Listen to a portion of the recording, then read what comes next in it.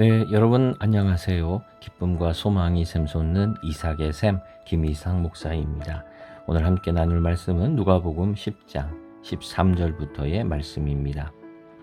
화 있을진저 코라시나, 화 있을진저 벳세다야, 너희에게 행한 모든 권능을 두로와 시돈에서 행하였더라면 그들이 벌써 베옷을 입고 제에 앉아 회개하였으리라.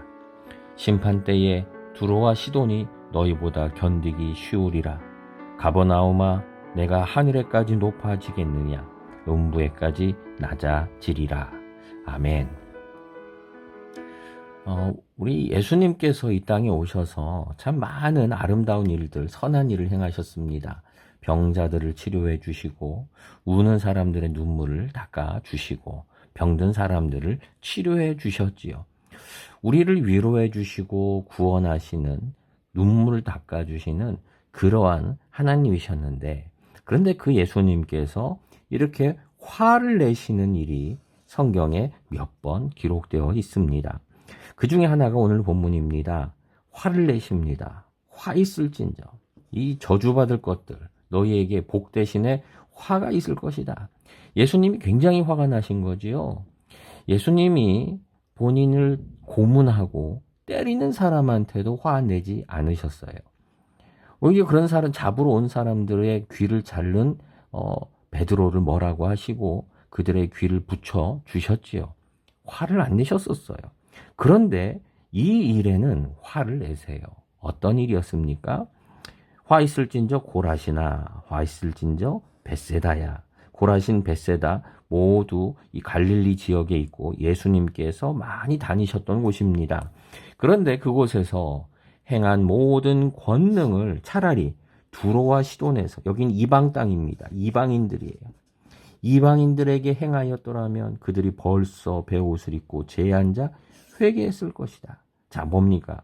고라신, 벳세다가 지금 회개하지 않는다는 거죠. 하나님의 말씀을 듣고, 하나님은 우리가 변화되기를 원하세요. 우리의 죄를, 우리의 방향을 깨닫고서, 잘못된 걸 깨닫고 돌이키기를, 죄의 권세와 악의 권세가 아니라 하나님의 백성으로 살아가기를 원하시는 거죠. 그렇게 우리가 회개하기를 원하세요. 그런데 하나님, 예수님께서 그렇게 권능을 보여주시고 가르쳐 주시고 기적을 행하셨고 먹이시고, 그런데도 이 사람들이 회개하지를 않아요. 변화되지를 않았다는 거예요. 여러분, 우리가 주일 예배를 드립니다. 저는 우리 주일 예배를 생각해 봐요. 주일 예배 1년에 52주입니다. 여러분, 우리가 주일날만이라도 하나씩, 한 개만이라도 깨닫고, 한 개만이라도 깨닫고 우리가 변화되었다면 우리 1년에 52가지가 변화가 되었을 거예요. 그리고 10년이면 520가지가 변화되었을 거예요. 얼마나 많은 변화가 일어나겠습니까? 그런데 예수님을 믿어도, 주일날 예배를 드려도 우리는 변화되지가 않아요. 회개하지를 않아요. 여러분, 이게 바로 예수님께서 화를 내시는 거예요. 어떻게 내가 하물며 너희에게 이런 많은 것들을 보여주고, 여러분, 우리가 성경책이 부족합니까? 가르치는 사람이 부족합니까? 교회가 부족합니까? 신학이 부족합니까? 부족하지 않아요. 근데 회개하지를 않아요. 변화되지를 않아요. 그래서 하나님께서, 예수님께서 화 있을진저라고 지금 분명하게 메시지를 우리에게 말씀하고 계세요. 거기다가, 자, 그 벳세다와 이 고라신이 얼마나 악하냐. 차라리 두로와 시돈, 이들은 지금 이방이라고 말씀하셨죠. 이방 땅입니다. 대표적인 곳이에요. 그곳이 너희보다 견디기 쉬울 거다. 차라리 얘들이 더 낫다는 거예요. 복음을 예수님이 가서 전하지 않았음에도 불구하고 이들이 차라리 더 낫다. 이들이 더 니들보다 더 나에게 가까이 와 있다라고 얘기를 하고 계시는 거죠. 그만큼이나 지금 그 유대인들의 이 완악함, 유대인들의 완악함이 너무너무 크다는 거예요. 지금 예수님은 이 유대인들에 대해서 너희들이 이방보다도 못하는구나. 너희들은 이 사람들을 멸시하는데 이들이 더 하나님 나라에 가깝다라고 하는 얘기를 하는 거죠. 여러분, 사실 지금 우리 시대에 우리 예수 믿는 사람들이 어떻게 보면 세상보다도 더 상식이 없고 몰상식하게 우리가 행하지 않습니까? 더 선을 행하지 못하는 것뿐만 아니라 더 악한 일을 더 많이 하고 있지 않습니까? 정말 지금은 우리가 영적인 통찰이 필요한 시대, 통찰력. 지금 우리가 어떤 시대에 있느냐? 지금 예수님이 어떤 마음으로 우리를 바라보고 있느냐? 정말 깨달아야 하는 그러한 위태로운 시대를 우리는 살아갑니다. 언제까지 우리 교회가 하나님의 백성들이 또 예수님의 이름이 모욕을 당해야 되겠습니까? 예수님이 그래서 이렇게 말씀합니다. 가버나움아. 이것도 역시 마찬가지로 갈릴리 호숫가에 있는 한 도시지요.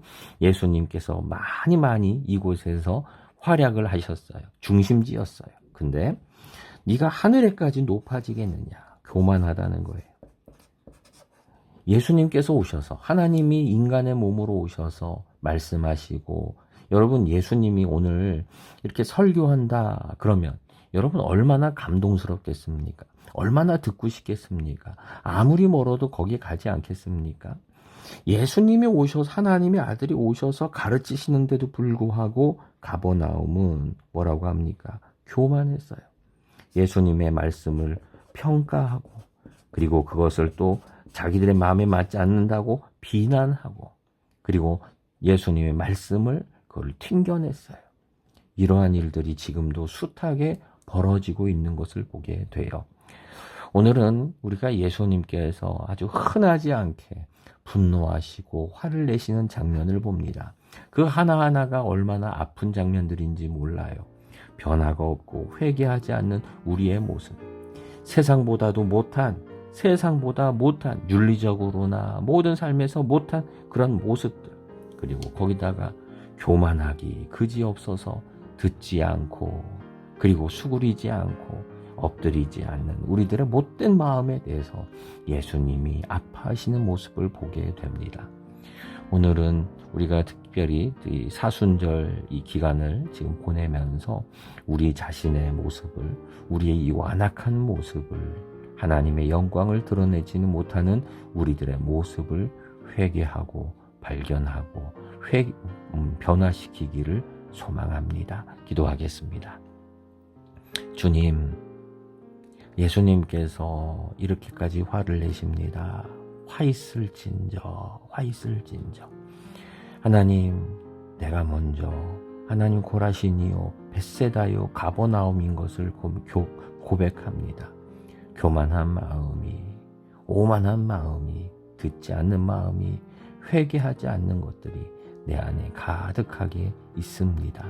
주님, 우리를 긍휼히 여겨주시고 주님, 나의 마음이 먼저 주님만을 보게 하여 주시고 주님만으로 기뻐하고 만족하는 심령이 되게 하여 주시고 화 있을진저라는 꾸중보다 주님의 칭찬받는 한 영혼이 되게 하옵소서. 예수님의 이름으로 기도드립니다. 아멘.